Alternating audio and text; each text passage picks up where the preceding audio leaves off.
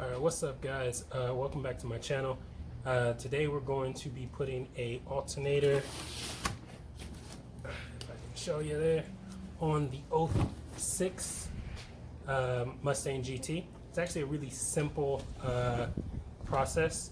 You only need to take off a couple of things, which I'll show you. You got to take off the cold air intake, the throttle body, and then your serpentine belt. Then there's a couple of bolts to take off the alternator. You swap it out. Obviously, you take all your electronics and vacuum hoses off. Pretty easy. You just need basic hand tools, which I'll show you. There's a couple other things I got to get done with this car, but there's a warning light that'll pop up, which I'll show you right now.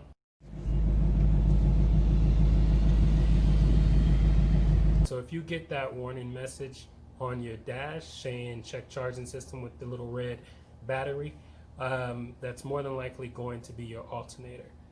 There's a way that you can check your alternator by connecting your multimeter to the battery, turning on all of your accessories. It should be about 12.5, 12.7 at with the car sitting off on the battery. When you start the car, it should be about 14.3, 14.5, and then you would go inside the car. You would turn on all the accessories, so your radio, your windshield wipers, your AC, anything that will draw electricity. You want to turn it all on, and then come back and check that multimeter, and see if that the voltage is dropping. To be completely honest, I'm retaping this because I've already put on the new alternator. I was going to edit the video, and I realized that the portion that I showed on doing the multimeter for some reason didn't record. So that's why I'm just talking your way through that. It's really easy. You'll see at the end of the video I do test with the good alternator, so you will see a general idea of that. But if you want to test it before you buy a new alternator or put a new alternator on, just connect your multimeter, turn on all your accessories, and see if you're getting lower than a 4.2. Typically, if it's dropping within the 13.0 or 13.8, 13.9, that means your alternator is probably beginning to fail. But all right, let's go into taking off the alternator.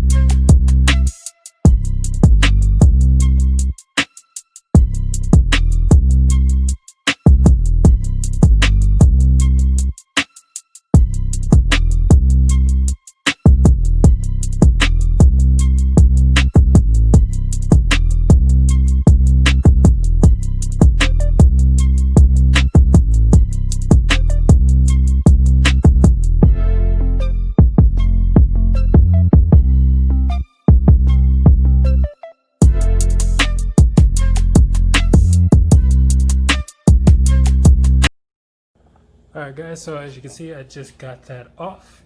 Really simple, so let me show you what we got here. So the throttle body in itself only has 4 bolts. There are 2 8mm and 2 actually studs that right here, 2 of the studs that are 10mm. The alternator in itself is only held on by 2 bolts here.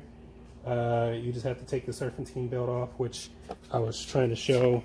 Hopefully I showed it pretty good. But the tensioner right down here, you just use a half-inch wrench or half-inch breaker bar to move that to get the belt loose. It's pretty simple. You just gotta unplug the electricals. So I'm gonna go ahead and pull out the new starter, put it on, and we'll test it out. So here we go.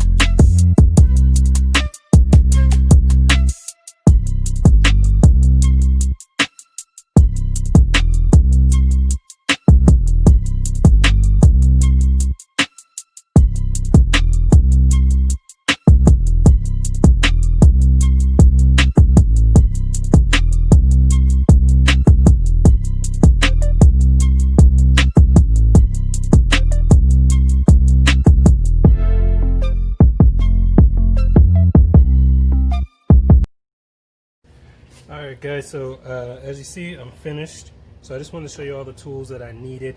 You don't really need that many tools. I have multiple of each thing. So taking off the serpentine belt, you need to connect the half-inch driver. So you can either use a half-inch ratchet, or if you have a breaker bar, to take off the serpentine belt. This is a 10 millimeter, 8 millimeter driver. This is also an 8 millimeter deep socket, a 10 millimeter deep socket, and a 1/2 inch deep socket. I also had an 8 millimeter wrench. Truly, the only things, if you want to shut it all the way down, and what you need is you need a 1/2 inch to take off the serpentine belt, and you need an 8 millimeter, a 10 millimeter, and a 1/2 inch. This is for the throttle body, and 10 millimeter you're going to need for the throttle body. You're going to need a 1/2 inch for taking off the 2 bottom bolts for the alternator. So really easy job.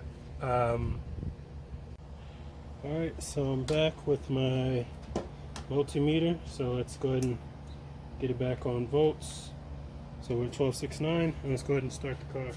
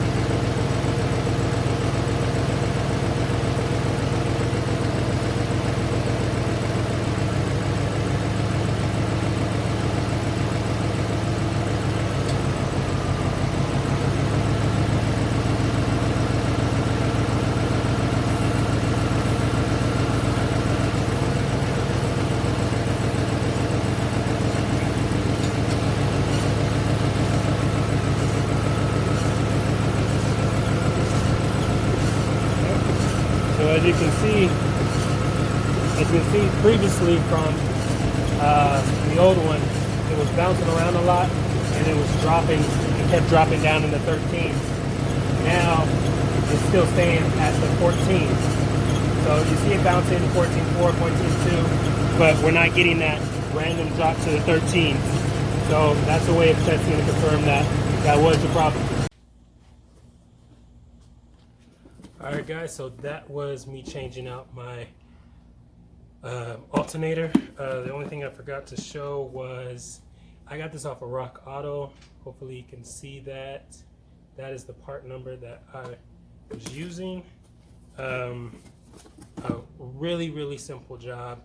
Again, if you couldn't see that or you couldn't hear me when I was doing the voltage check, at the beginning you saw that it's at 12 volts when the car's not on. When it's running, it'll be at about 14, in between 14.3 to 14.5, somewhere around that. You go inside the car, you turn everything on. Radio, AC, windshield wipers, headlights, fog lights, anything that has electronics that you can turn on to put a load on the alternator. Now, if the alternator is bad, it's gonna drop. As you see in the original test, while it was still staying in the 14s, you'll see it randomly drop into the 13s. It would randomly drop into the 14.1s, 1400, or 14.0.